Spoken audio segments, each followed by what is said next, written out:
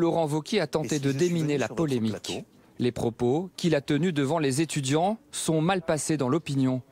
57% des sondés les considèrent comme choquants. Sur ce point, les clivages politiques sont très marqués. Ainsi, les plus critiques sont les sympathisants de La République En Marche. 75% condamnent les propos de Laurent Wauquiez, suivis par ceux de gauche qui désapprouvent à 63%. En revanche, à droite et à l'extrême droite, seule une minorité des sondés ont été heurtés, 41%. J'assume les propos qui ont été les miens. Sur BFM TV, Laurent Wauquiez l'a dit, il assume une position largement saluée selon notre sondage. Pour 70% des personnes interrogées, il a eu raison. Et c'est dans son propre camp qu'il reçoit le plus de soutien. 82% des sympathisants de droite applaudissent. Ils sont également nombreux à l'extrême droite, 76%. À gauche, 71% des sympathisants pensent qu'il a eu raison. Les plus sévères sont ceux de La République En Marche, 59% seulement le soutiennent. Au final, la polémique permet à Laurent Wauquiez de marquer des points dans son camp. Ainsi, ils sont désormais 85% à le trouver dynamique, 12 points de plus par rapport à novembre.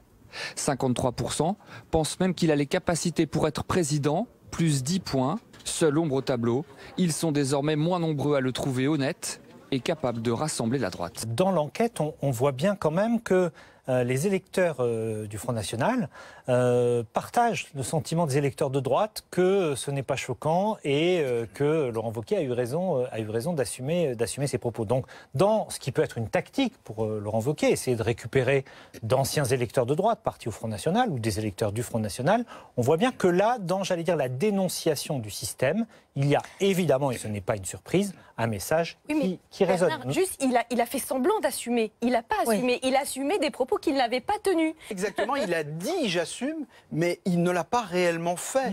On voit par exemple, typiquement sur la question du financement des syndicats, il dit des choses dans l'enregistrement qui sont effrayantes sur le MEDEF et la CPME, qu'il accuse de vouloir passer à la caisse, de vouloir toucher l'argent au-delà de toute revendication syndicale. Et finalement, sur votre plateau, Ruth, il dit oui, en effet, je confirme qu'il y a un problème sur le financement des syndicats en France. Bah, c'est pas du tout la même chose.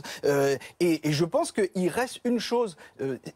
Évidemment, il y a une analyse de court terme qui est que peut-être que ça peut plaire à un certain électorat, et encore une fois, sans doute l'électorat le plus radical. Mais il y a du long terme, c'est un homme politique qui est obligé de jouer sur le long terme, et on sait très bien quelles sont ses ambitions. De ce point de vue, il a lui-même augmenté le reproche qui était déjà très largement sous-jacent autour de lui, sur la question de son insincérité. Il est un homme politique de premier plan qui a dit ouvertement, enfin, il se trouve qu'aujourd'hui c'est public, il a dit que lorsqu'il vient à la télévision ou à la radio, ce qu'il dit, c'est du bullshit, autrement dit, des foutaises. En Grande-Bretagne ou aux États-Unis, cette seule phrase aurait probablement marqué la fin de sa carrière politique. C'est donc ça, maintenant, la conception de la déontologie du journalisme?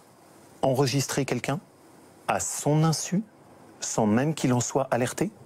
En tout cas, c'est pour cette raison, et je le dis très simplement, que j'ai décidé de porter plainte et de saisir le CSA. S'il assume tout, pourquoi porte-t-il plainte? Pourquoi s'offusque-t-il que ses propos sortent s'il les assume?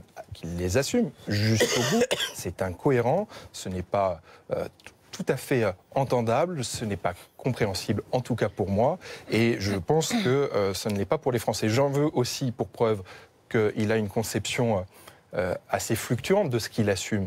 Parce que lorsqu'il a des propos très durs sur les syndicats, sur le président de la République, sur les corps intermédiaires, là, il assume. C'est un discours politique réfléchi. Lorsque c'est sur Valérie Pécresse, c'est de l'humour. Ça change. Lorsque c'est sur Nicolas Sarkozy, alors là, ce n'est ni réfléchi, ni de l'humour. C'est une excuse, c'est une erreur. Tout cela n'est pas crédible.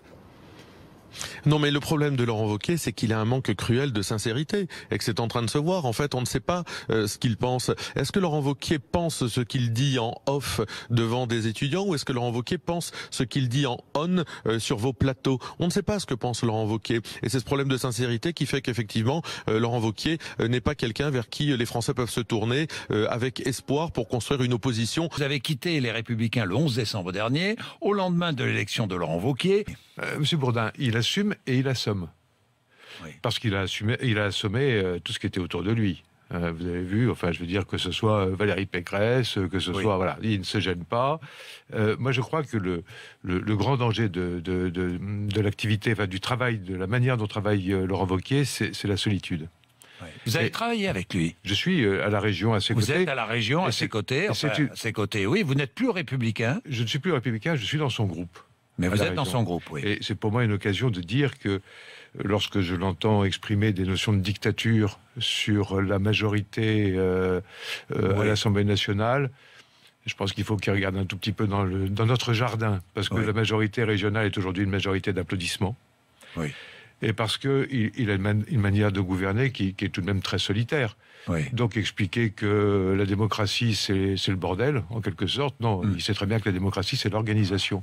Il ne peut pas reprocher aujourd'hui à l'exécutif et à l'Assemblée nationale de travailler de concert lorsque il nous demande, à l'Assemblée régionale, d'en faire de même. Ce qui est d'ailleurs tout à fait légitime. Il a dit exactement ce qu'il pensait. Et d'ailleurs, il a hier affirmé que c'était bien ce qu'il pensait. Oui. Ce qui pose quelques problèmes, quand même. À part avec Nicolas Sarkozy et Valérie Pécresse. Je suis persuadé que Nicolas Sarkozy n'a aucune confiance en Laurent Wauquiez. Pourquoi ce livre, d'abord? C'est un livre de rancœur, d'amertume ou pas? Non, pas du tout. C'est un livre d'alerte. Oui.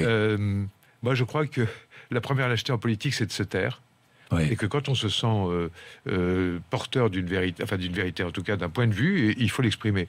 Oui. Et j'avais, alors, malgré tous les conseils qui m'ont été donnés de prudence, j'avais le sentiment qu'il était nécessaire d'alerter sur la manière dont Laurent Wauquiez à la fois gouvernait et préparait l'avenir de la droite. Mais en quoi est-il dangereux? Il est dangereux d'abord parce que je pense qu'il n'a pas la dimension de son projet. Je pense que sur le plan, je ne crois pas qu'on puisse être demain le responsable de notre pays en ayant autant de vulgarité, en ayant autant de mépris des autres. Vous voyez, Fourcade a gagné hier. Il a gagné en équipe. Il a gagné, mais il a gagné avec tous les autres. Or là, vous le voyez bien, c'est à chaque fois des discours à la Kalachnikov. Et la droite ne peut pas s'en sortir si elle n'a pas par ailleurs un discours qui ne se limite pas à des sujets purement sécuritaires ou d'immigration. Sujet, on ne parle plus de rien maintenant, on ne parle que des personnes puisqu'il attaque les personnes. Mais en vérité, tous les sujets qui sont des sujets d'éducation, qui sont des sujets de famille, qui sont des sujets d'Europe, tous ces sujets-là, il n'en parle pas. Non, mais c'est clair, il est eurosceptique, attendez. Oui, c'est clair, il dit « je défends les classes moyennes », il est eurosceptique, c'est vrai qu'en termes d'immigration, il est très nationaliste, il n'est pas loin des thèses du Front National.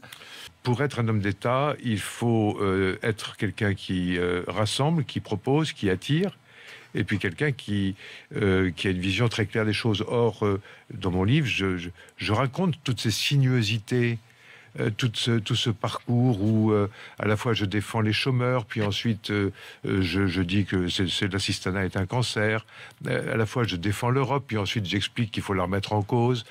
Et je pense qu'un homme d'État, c'est quelqu'un qui doit avoir des idées extrêmement claires et avoir une vraie équipe autour de lui.